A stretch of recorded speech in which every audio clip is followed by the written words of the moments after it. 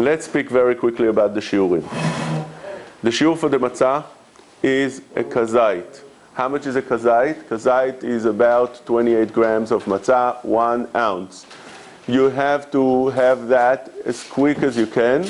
Try to have it within 4 minutes. Stretch it if you can't do it in 4 minutes, not more than 9 minutes. How can you eat so quickly the matzah? How is that possible? So the mefarshim say that you should chew the matzah before you swallow it. Once you chew the matzah and you fill up your cheeks with the matzah, before you start swallowing, the time doesn't start ticking. When does the time start ticking? The 4 minutes start ticking? Only when you start swallowing. Then you will have to count the time. You have to look at the watch and make sure that you're eating that kazait within that time. The shiur you'll have kazait in motzi matzah. In the motzi you have 1 kazait. In matzah you have another kazait. In the korech you have another kazait. But korech you don't have to eat it. Huh? The rabbi is saying by motzi matzah you have to eat 2 kezitot? Yes, you have to eat 2 kezitot unless someone really can't. He's sick, he can't. For any reason he can't, then the minimum requirement would be 1 kazait. That's how Chacham Ovadia and the Or Letzion posek halacha lemaaseh. Lechatchila 2, definitely. Kazait, how much is a kazait lemaaseh? So from the round matzah, it comes out to be about 1/3 of a matzah, because when you take that third and you crush it into the schnapp cup, the 1 ounce, you'll see that it's about 1/3 of that matzah. This is the calculation. The scale on Erev Pesach, and that's what we should do, 28 grams? Well, scale is a little bit not accurate because we're not measuring weight, we're measuring volume. So it could be that your matzah weighs more, weighs less. We're measuring volume. Some people feel, if it's easier for you, so some people feel more comfortable measuring with the scale. Okay, fine. Better to use that scale before Pesach to prepare everything, but there's reasons to be mekel because it's medidah shel mitzvah, and you could let go of that.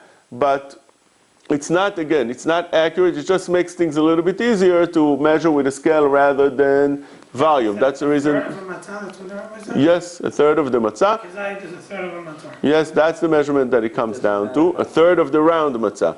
You'll add maybe a little bit more just for anything that gets stuck in between the teeth that doesn't count.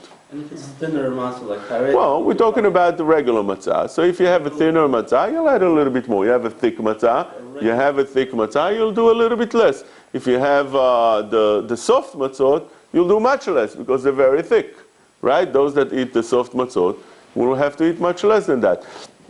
So that makes sense, says the Or Letzion, when we really have the right measurement of 1/3 of a matzah. How could you eat that in 4 minutes? Some people take such large amounts of matzot and they wonder how could you finish that, and they race against the watch and they're not making it. But in reality, it's 1/3 of a matzah, says the Or Letzion. That is the measurement. You'll go on the left side, as we explained before, and after you chew and you fill up your cheeks, you swallow the whole matzah. It shouldn't take too long. It should be pretty quick. So motzi matzah 2 kezitot, korech 1 kazait? Yes, korech 1 kazait. Maror, you'll take a kazait. How much of you take the lettuce, the Roman lettuce? That's what Sfaradim take. And if you take the chalk, you'll have easy time knowing that you ate enough of that maror. It doesn't need to have so much when you take that. It takes a lot of space. Be'erech 28 grams, but not exactly. Yeah, 1 ounce, 1 ounce. So if you're not sure, take a little bit more, just a drop more, just to make sure. Make things, same thing for korech. You take a kazait matzah, kazait maror, and you'll eat it. And afikoman also 1 kazait. Yes.